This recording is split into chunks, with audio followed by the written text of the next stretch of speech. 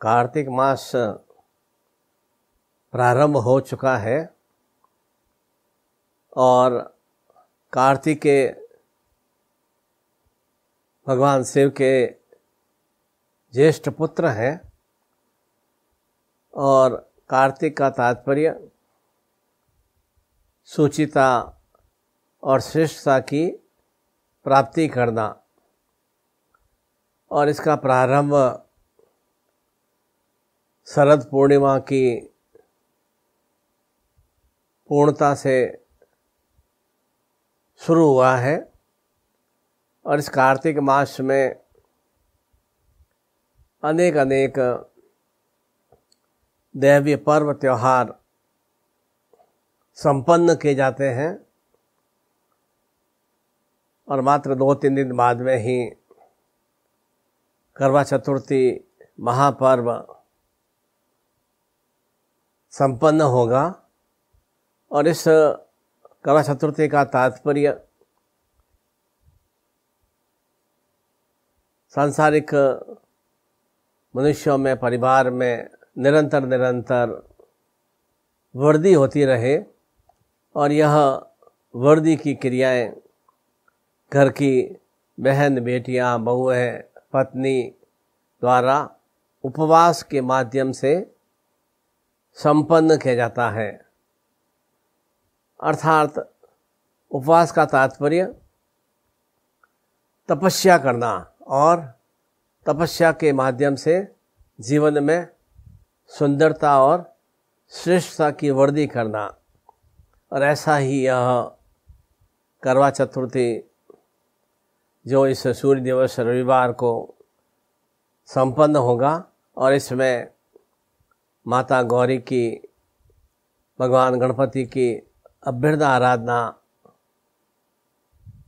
की जाती है और इसमें चंद्र दर्शन का विशेष महत्व है। जिस तरह से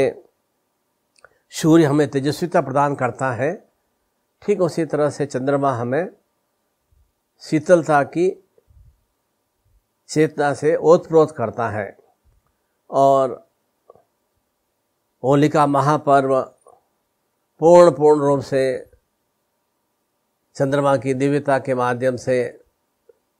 सुशोभित होता है, तब वह होलिका पर्व हम संपन्न करते हैं फाल्गुन पूर्णिमा को। ठीक उसी तरह अभी 2-3 दिन पहले ही यह शारदीय शरद पूर्णिमा भी हमने चंद्रमा की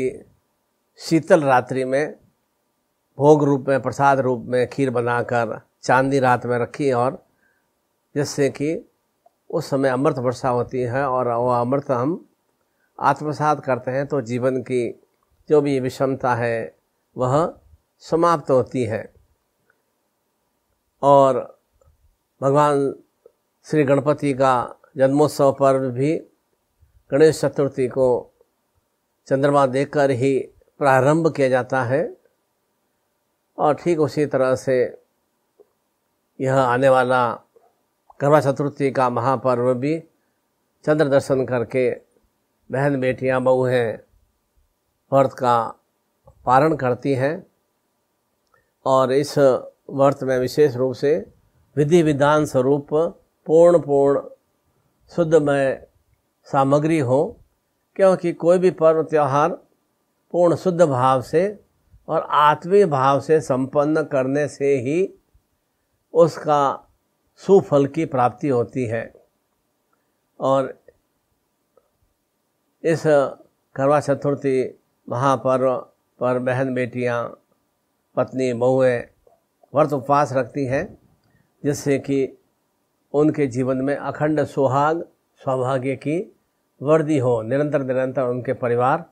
पूर्णतया सुरक्षित और श्रेष्ठमय रहे, परिवार में किसी भी तरह का अभाव नहीं रहे, वह सौभाग्यता का तात्पर्य है। जिस तरह से श्रावण मास की रजनी तृतीया पर्व और तीज का पर्व, हड़ताल का तीज का पर्व संपन्न किया जाता है बहन बेटियों द्वारा, जिससे कि उनके जीवन में श्रावणमय निरंतर आनंदमय वर्षा का विस्तार होता रहे। ठीक उसी तरह से यह करवा चतुर्थी भी बहन बेटियों के लिए ऐसा ही महापर्व है और इसमें चंद्रमा को अर्घ्य देने के लिए चावल और उड़द की दाल का उपयोग किया जाता है और दिन में महावर या मेहंदी लगाई जाती है और साथ ही साथ सुंदर वस्त्रों से प्रत्येक बहन बेटी स्त्री सुसज्जित होती है और कई कई घरों में तो जो वैवाहिक अवसर पर पहली जो वस्त्र पहने गए थे उन्हीं वस्त्रों को पहनकर वे पूजा अर्चना करती हैं, शादी का जोड़ा पहनकर। और विधि स्वरूप पूजन करने से निश्चिंत रूप से गृहस्थ जीवन में शीतलता का विस्तार होता है। जिस तरह से सूर्य की तेजस्विता भी आवश्यकता है, उष्णता भी आवश्यक है और ठीक उसी तरह से उस उष्णता को नियंत्रण करने के लिए शीतलता का भाव चिंतन भी होना आवश्यक है। और इसी दिवस पर रात्रि काल में जब चंद्रोदय होता है लगभग 8 बजे के आसपास, तो वे पूजन संपन्न कर करवा के माध्यम से और जो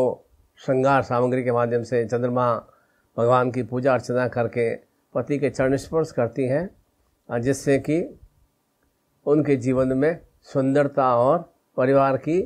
दीर्घायुमय स्थितियों का विस्तार हो। और साथ ही साथ जब चरण स्पर्श की क्रिया की जाती है तो पति को भी पैम्पर स्वरूप में, लाड़ प्यार स्वरूप में स्नेह देना चाहिए, जिससे कि और अधिक परिवार में सुस्थितियों का विस्तार हो। अतः इस रोहिणी नक्षत्र युक्त करवा चतुर्थी महापर्व पर विशेष रूप से चंद्र दर्शन कर विधि विधान स्वरूप पूजा संपन्न कर विशेष शक्तिपात दीक्षा ग्रहण करते हैं तो निश्चिंत रूप से जो भी बहन बेटी स्त्रियों ने, पत्नी ने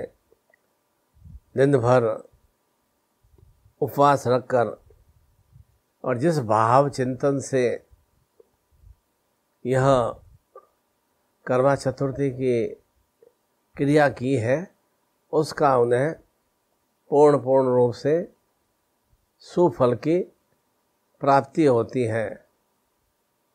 कथा में भी कहा गया है कि 7 भाइयों की एक बहन जो कि अपने पति के, अपने परिवार की सुख समृद्धि के लिए हर बार करवा चतुर्थी का उपवास करती थी, परंतु एक बार कुछ विशेष रूप से घटाटो बादलों के फलस्वरूप चंद्रमा दिखाई नहीं दिया और वह लगभग मूर्छित अवस्था में आ गई थी। तब उनके भाइयों से वह देखा नहीं गया और उन्होंने एक आकृति स्वरूप में चंद्रमा को दिखाया और भोजन ग्रहण करा दिया और थोड़ा उसके फलस्वरूप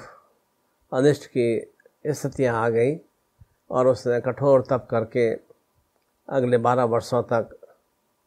वह पूर्णता से यह करवा चतुर्थी का उपवास किया। तो पुनः उसके घर में उससे भी अधिक सुख समृद्धि का विस्तार हुआ। अर्थात तात्पर्य यह कि उपवास के माध्यम से, व्रत के माध्यम से निश्चिंत रूप से एक सुचेतना और सुफल की अवश्य ही वृद्धि होती है। और इस बार रोहिणी नक्षत्र पर यह करवा चतुर्थी महापर्व है और भगवान श्री कृष्ण का भी अवतरण रोहिणी नक्षत्र के दिवस पर हुआ था। और जिस तरह से भगवान श्री कृष्ण जगत गुरुमय है, ठीक उसी तरह से हमारा भी सांसारिक गृहस्थ जीवन जगत गुरु में बना रहे, श्रेष्ठ में बना रहे, अर्थात श्रेष्ठ ज्ञान से युक्त मेरा परिवार रहे, चैतन्यता से युक्त मेरा परिवार रहे, उसी के लिए करवा सुहाग सौभाग्य चैतन्य दीक्षा प्रत्येक बहन बेटी स्त्री को अवश्य ही ग्रहण करनी चाहिए। प्रारंभ में मैंने बताया कि पूर्ण विधि विधान से पूजा अर्चना कर, साधना तप कर यह दीक्षा को आत्मसात करते हैं तो उसका पूर्ण रूप से वर्ष भर तक उसका सुफल की प्राप्ति होती रहती है। इससे पहले भी पिछले वर्षों में भी लाखों स्त्रियों ने यह करवा चतुर्थी का उपवास, हड़ताल का तीज, श्रावण तीज, कजली तीज का उपवास किया। उसके बाद भी इस कोरोना महामारी के फलस्वरूप घर के अंदर बहुत अधिक विसंगतियों की प्राप्ति हुई। तो निश्चिंत रूप से ऐसी कुविसंगतियाँ, कुस्थितियाँ किसी की भी बहन बेटी के घर में नहीं हो, उसी के लिए ऐसे शुभ अवसर पर यह करवा शक्ति सुहाग सौभाग्य दीक्षा आत्मसात करते हैं तो निश्चिंत रूप से पूरा परिवार निर्भीक, निडर और सुश्रेष्ठमय सौभाग्य शक्तियों से युक्त और संतान सुख, धन लक्ष्मी, भूभवन वर्दी इन सभी चैतन्यताओं से अभिभूत होता है। और ऐसा ही मैं इस महापर्व पर चंद्र दर्शन के साथ ही जो भी बहन बेटियों के फोटो प्राप्त होंगे उन्हें पूर्ण चैतन्यता भाव के फलस्वरूप वह सावित्री स्वरूप करवा शक्ति सुहाग रक्षा दीक्षा प्रदान करूँगा। और उसके लिए आप जो भी विधि विधान स्वरूप हितोचित क्रियाएं हैं वे यथाशीघ्र संपन्न करेंगे तो उसका न केवल स्त्रियों को या बहन बेटियों को वरन उसके फलस्वरूप उनके परिवार को अधिक सुस्थितियों की प्राप्ति हो सकेगी। और यही मैं मंगल कामना करता हूँ कि आपके भी जीवन में निरंतर यह करवा शक्ति सुमंगलमय बनी रहे